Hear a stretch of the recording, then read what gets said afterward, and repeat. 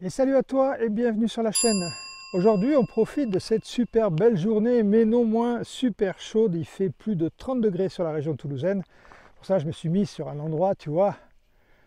Aujourd'hui, comme je te l'avais dit, je vais te présenter l'Aprilia Touareg 660. Voilà, donc cette moto m'a été prêtée par la concession Patrick Salle à Agen. Donc je te rappelle maintenant que Patrick Salle fait Ducati, Suzuki, Guzzi, Aprilia et le groupe Piaggio en général, d'accord. D'où cette possibilité qui m'a été offerte d'essayer cette Touareg qui m'a été prêtée donc par Christian de la concession Patrick Salle Agen. Donc on va commencer déjà par les versions de cette moto. Donc tu as trois couleurs disponibles. Tu as celle qui est ici, couleur un peu champagne et noir avec le cadre rouge. Tu as une autre que je te mets ici, donc qui est noir mat avec le cadre rouge, et tu as enfin une dernière version qui s'appelle Dakar qui a une couleur bleu blanc rouge. Je te la mets ici. Donc celle qui est noir mat et la champagne valent 11 999 € et celle qui est couleur Dakar vaut 12 699 €. Voilà, une différence de prix qui est due à la couleur. Après ça c'est toi qui vois, est-ce que tu préfères celle-là? Moi personnellement j'adore cette couleur un peu champagne de la moto.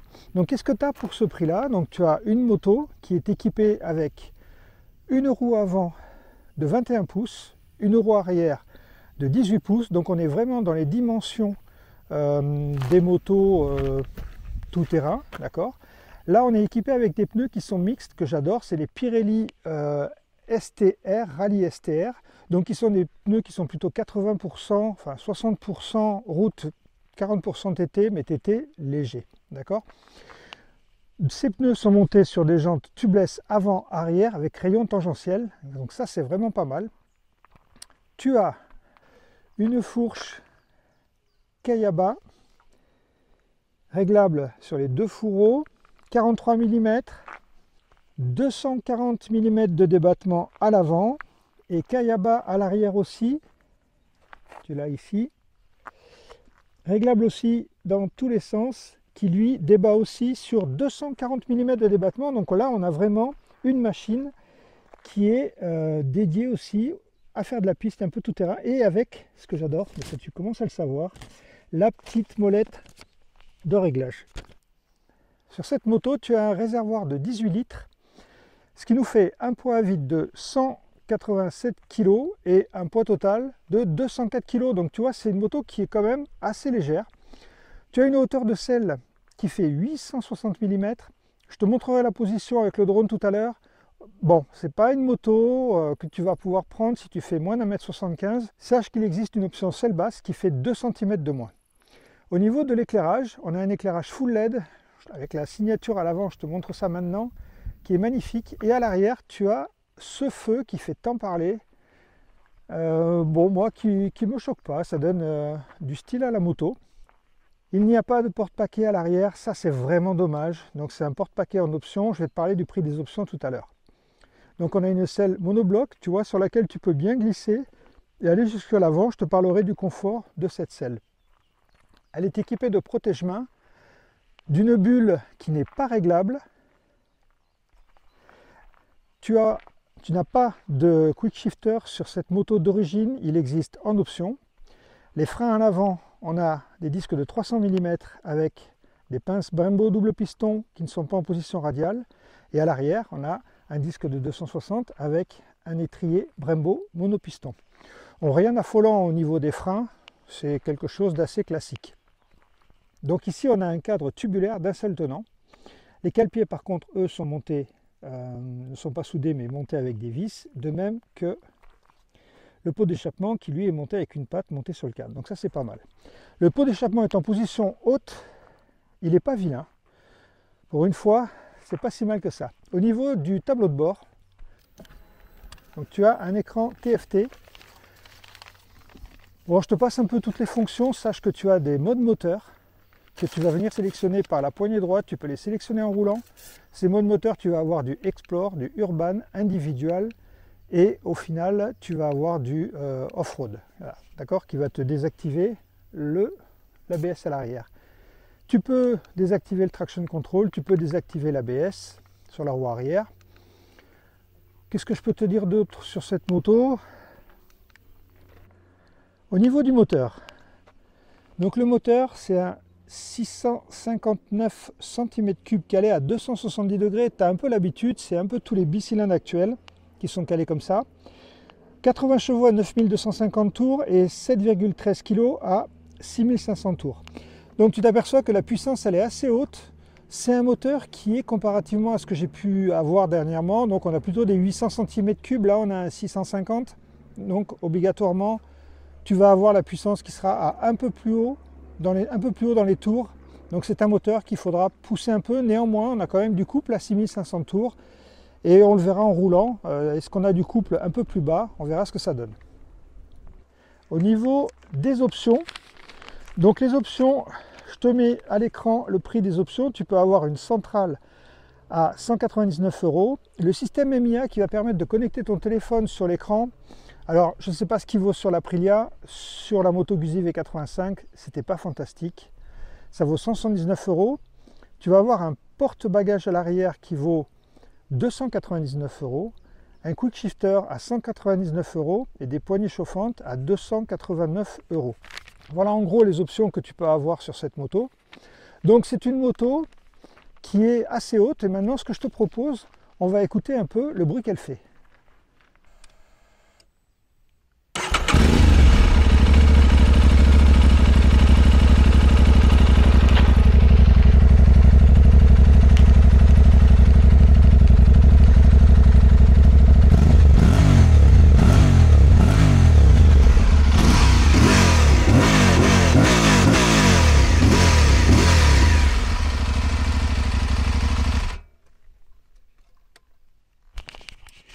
Alors comme tu peux le voir, ce qu'on entend surtout, c'est le bruit de la boîte à air.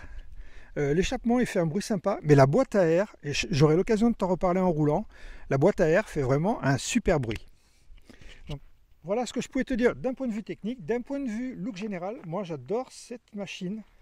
Tu vois les détails ici, les espèces de grilles qu'ils ont faites, ces flancs, la bulle, enfin le look général de l'avant. Je la monte d'un peu plus loin. Je trouve qu'elle est magnifique. C'est vraiment ce rouge avec cette couleur champagne, c'est magnifique. D'un point de vue du prix, par rapport aux équipements qu'elle a, c'est pas mal. Pour moi, il manque les warnings. Il n'y a pas les warnings sur cette machine, je ne les ai pas trouvés. Donc, il nous manque les warnings. Il nous manque le porte-paquet quick shifter. Quick shifter, bon, ça dépend de chacun. Moi, je sais que j'aime bien. Mais le porte-paquet, par contre, ça va être important de le rajouter. Donc c'est une moto qui va tourner à 12 500 € à peu près. On reste dans la gamme des prix des trails moyens. Or, la Vosges, on est bien d'accord, que je t'ai présenté la semaine dernière et qui a fait un carton. Apparemment, vous êtes nombreux à avoir commenté et aimé cette moto. On aura l'occasion d'en reparler. Donc voilà, pour moi, l'Aprilia coche une case super importante, c'est le look. Et pour moi, le look, c'est réussi. La peinture est magnifique, les finitions sont très bonnes. On voit pas beaucoup de choses qui traînent. C'est simple, c'est une moto qui est faite pour aller partout. Et c'est ce qu'on demande basiquement à un trail. Maintenant, ce que je te propose, c'est de faire le tour avec mon drone. Tu vas voir un peu comment je me pose sur la moto. Je fais 1,86 m, je te le rappelle.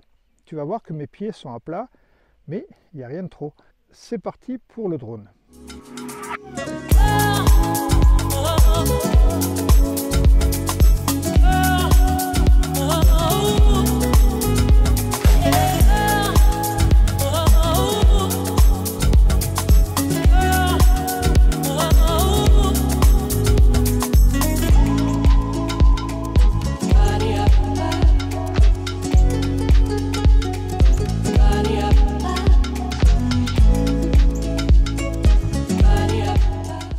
Bon voilà, tu as vu ce que ça donnait un peu avec le drone. Je pose mes pieds par terre, donc jusqu'à 1,75 m à mon avis, tu dois pouvoir poser les pointes des pieds par terre, sinon ça sera un peu plus compliqué. Je te rappelle, il fait 31, même il fait 32 degrés actuellement, donc ce que je te propose, je vais aller rouler parce que là je crève. Donc aujourd'hui, petite route, on est vers Astafort, Fals, pour ceux qui connaissent un peu le coin. On va monter sur Fals, j'avais déjà fait cette montée avec la 800 GS. On va la faire avec la Touareg. Après, on fera de la petite route et puis j'essaierai de t'amener un peu sur d'autres routes, on verra un peu. Je ne vais pas faire d'autoroute aujourd'hui, je te parlerai de la protection, c'est pas la peine d'aller faire d'autoroute. Allez, c'est parti. Allez, c'est parti pour cet essai donc. On va commencer par une petite route qui est un peu abîmée, mais qui va très bien, je pense, avec ce cyclomoto. Donc là, je reste en mode Explore. Je vais tester, je te parlerai de tous les modes tout à l'heure. En premier lieu, ce qu'on va voir, c'est le confort, puisque là, on a une route bien dégradée. Et tu l'as compris, avec des suspensions, avec 240 mm de débattement, c'est parfait, tu sens rien du tout. C'est vraiment un régal. Ça rejoint un peu tous ces trails à grand débattement. La Norden Explorer, Expedition, pardon. La Yamaha Tenere Wallride. Voilà, toutes ces motos qui ont un peu de débattement, la 800 DE. Bah, c'est très confortable sur ces petites routes qui sont abîmées. La selle, elle, est légèrement ferme. Comme, alors, si je compare par rapport à la Ténéré, c'est quand même plus confort que la Ténéré et c'est moins confort que la 800 DE. Voilà, pour te donner un peu une idée. Mais ça reste pour moi, j'ai déjà roulé un petit moment avec cette moto, ça reste pour moi très correct. Si je te parle position sur la moto, on est les jambes alors plus détendues que sur ma 800 SE, plus détendues que sur la Vosges. C'est vraiment une position trail relax, les bras posés sur les guidons, très agréable, sans aucune contrainte, c'est parfait. Donc question position, d'ailleurs tu l'as vu avec le drone, on est assez droit, on est haut et ça c'est top. Quand tu es arrêté au feu rouge, la selle est assez étroite quand même à l'avant par rapport à ce que je t'ai dit, je corrige un peu. La selle est étroite, du coup tu peux bien la tenir et tu as bien les pieds à plat. Point de vue moteur, donc le moteur 80 chevaux, je te l'ai dit. Principale caractéristique que j'ai vu tout à l'heure, je te fais une démo, on est en 6, en 5e, 2500 tours, il est très souple. Si j'accélère, il repart. Alors on est en 6e, hein, donc tu vois ça repart tranquille, mais passé 4500 tours, tu sens que ça commence à arriver. Donc premier point intéressant sur ce moteur, il est très souple. Deuxième point, il ne vibre pas, on sent très peu de vibrations. Alors régime vibratoire d'un bicylindre, ça dépend des motos, c'est plutôt vers les 5000 tours. On va faire un essai. Non, très peu, c'est vraiment infime au niveau des vibrations. Au niveau des reprises, on va tester ça quand on va arriver sur Fals. Donc au niveau des reprises, je te fais des accélérations. Deuxième. Alors bon, tu vois, j'ai la lumière, la lampe rouge du sur-régime qui s'affiche parce qu'elle est encore en rodage, je ne peux pas trop tirer dessus. Deux constats. Premièrement, il accélère fort. Alors il faut être un peu dans les tours. Vers 5-6 000 tours, c'est là où ça commence à grogner. Quand tu commences à entendre la boîte à air, à ce moment-là, c'est là où tu as la puissance qui arrive. Et c'est vraiment pas mal du tout. Donc le moteur, je t'ai montré qu'il était souple. On va voir maintenant qu'il a du coffre quand même malgré tout. Alors la moto est en rodage, donc je ne pourrais pas trop pousser malheureusement. Mais déjà, tu vas entendre une des caractéristiques principales de ce moteur. Tu as entendu la boîte à air? C'est du pur régal. C'est la première moto où tu te dis qu'en fait, tu n'as pas besoin de changer l'échappement parce que la boîte à air fait le bruit que tu aimes avoir sur une moto. Et ça, c'est super top. Je te refais une démo, hop.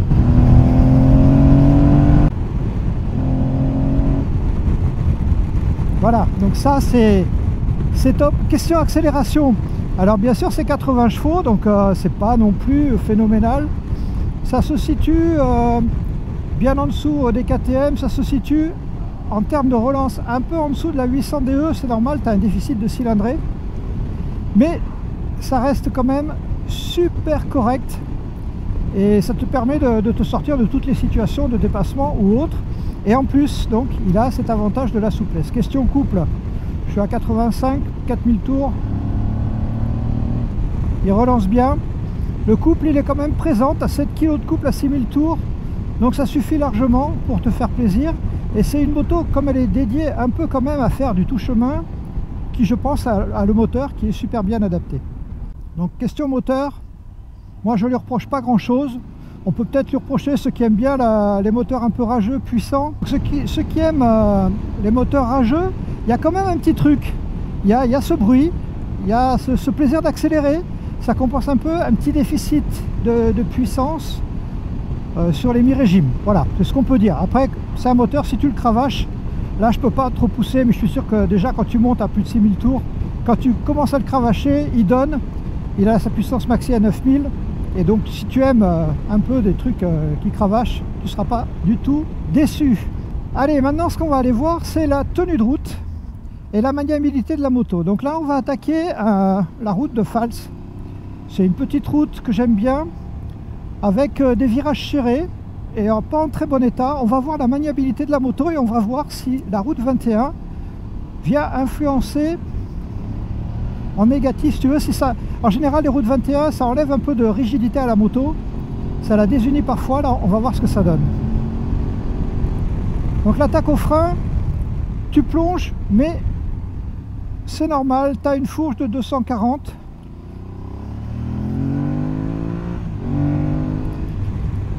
Voilà, et par contre,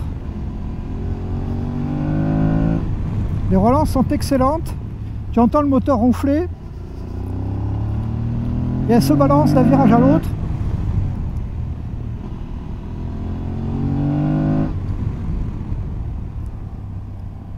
Il n'y a pas de problème, elle est super maniable, elle tient bien son axe.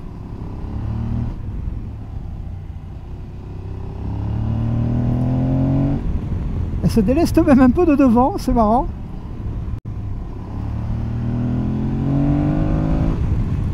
Non, elle est vraiment super agréable.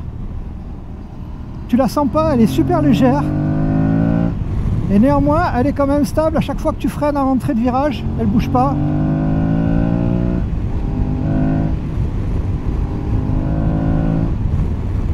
Ah, et le bruit est vraiment fantastique.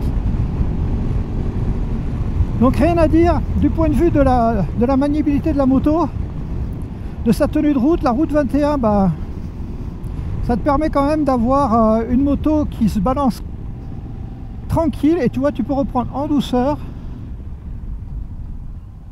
C'est vraiment top.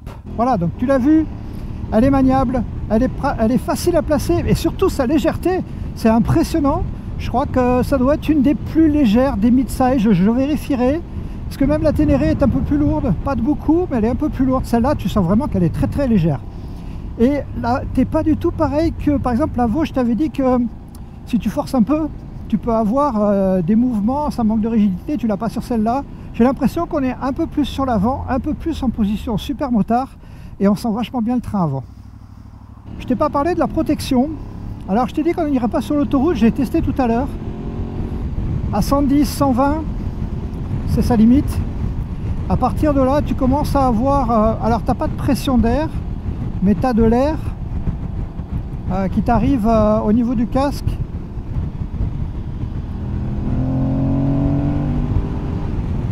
Et qui rend la moto... enfin, qui rend le casque un peu bruyant. C'est pas grand-chose. Pour moi, ça serait correct. Maintenant, ceux qui recherchent vraiment une ultra protection, bon, bah, c'est pas fait pour ça, mais on peut pas tout avoir. On a une moto de compromis, une moto qui te permet d'aller sur la route, une moto qui te permet d'aller en tout chemin, et une moto qui te permet de voyager aussi. Elle a assez de puissance, elle a du confort. Question chaleur moteur, je t'en ai pas parlé. Donc là, actuellement, tu vois, c'est affiché 31 degrés. On roule pas vite là, et on sent pas beaucoup de chaleur. Alors comme sur toutes les motos modernes, tu sens un peu, surtout au niveau de droite. Je pense que tu dois avoir le catalyseur, mais c'est pas gênant. J'ai pas mes bottes moto, j'ai mes chaussures moto, mes bottines, donc le mollet est exposé, c'est pour ça que je le sens peut-être un peu plus, mais ça chauffe pas plus que ma 800 DE. C'est très correct. Et donc j'ai rien à dire là-dessus. Donc question protection, tu as les protège-mains quand même qui protègent vraiment bien, ils sont bien foutus. Pour la route, pour le tout-terrain, je pense que c'est trop léger. Et ta bulle.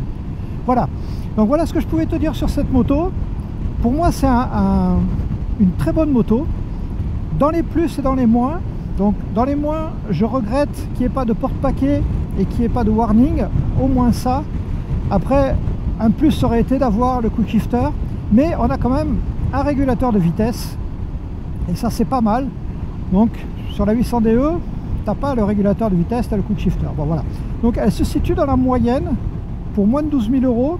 Alors sache que actuellement, tu as une offre qui fait moins 1000 euros jusqu'à la fin du mois et qui fait 2 ans de garantie en plus. Alors c'est marrant parce que je t'ai parlé de la Vosges et la Vosges est à 10 990. Bah, si tu enlèves 1000 balles à celle-là, ça fait 10 990. Si tu rajoutes 2 ans, ça fait 4 ans de garantie. Tu vois que on a eu des discussions là sur la Vosges où on disait que les constructeurs européens, enfin les constructeurs en général, allaient peut-être s'y mettre. J'ai vu que CF Moto baissait sa 800 MT à 10 990 euros aussi. Comme c'est bizarre, et c'est bon signe. Donc en fait, si tu veux cette moto, si elle est à moins de 11 000 euros, bah, c'est un super bon plan. Parce que tu as une moto quand même valorisante, et tu as une moto, si tu aimes faire de la piste ou du tout chemin, qui pourra t'amener. Voilà, donc pour moi, c'est un gros plus. Ça, c'est une moto, tu vois, qui pourrait très bien un jour rentrer dans mon garage. Parce que je me suis vraiment fait plaisir avec. Sur ce, je te dis à bientôt sur la chaîne. Tchuss!